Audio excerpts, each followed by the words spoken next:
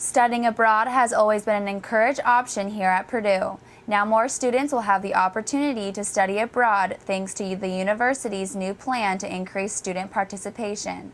Currently, about 19% of students have participated in a study abroad program. Studying abroad brings you so much cultural experience and gives you a new perspective on the world. It gave me more responsibilities to have. I wasn't only going to class, I was also working, and I had to figure out how to get from one place to another place on my own in a different country. So it gave me more responsibilities, and it was a good time. This study abroad plan is among several initiatives that have been developed from across the university. We encourage students to study abroad for a variety of reasons, but in all of our programs, our goals would be that first, students have a rewarding academic experience through which they can make progress toward their degree. And secondly, they obviously will do this in a safe environment where they have the right student provisions within reach. And then thirdly, that they have the appropriate ways to interface with the culture, and that could take any number of forms. There are a lot of variations, but those are some guiding themes of what we look for. The goal for this new plan is for 1/3 of all undergraduate students to participate in an international study internship or research credit-bearing experience before graduation. Well, the recruitment and promotion of study abroad is certainly a community effort. The Office of Programs for Study Abroad is in Young Hall, the ground floor, and we're here to help students. But that doesn't mean that students will first hear about it from study abroad staff. So academic advisors, professors themselves, other study abroad liaisons are all involved in this, so that when students express the interest, or even before students express the interest, we're trying to create the interest, they would have a sense about what programs are available, and within that, what programs might even be recommended to them so they can plan. In other words, when would they do this, where could they go of their options, and when they do so, what would they take?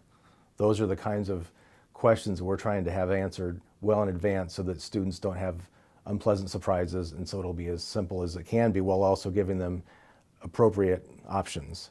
So we want there to be high community effort.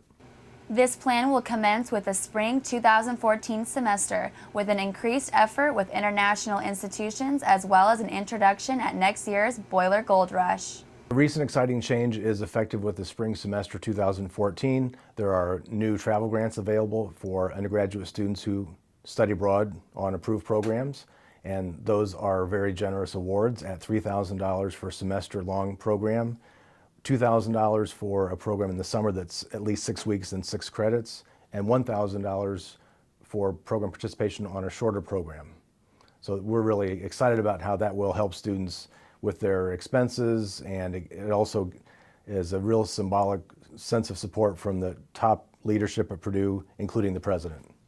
I also think having more information in general would be good, because I know a lot of people want to study abroad, but they don't know how one would go about financing it, or what country they would be interested in, or if there's like a language barrier. A lot of people don't know all the specifics that go into each country or each program. And again, each program's different. There's one where you take an internship, or there's one where you just take classes at a different university.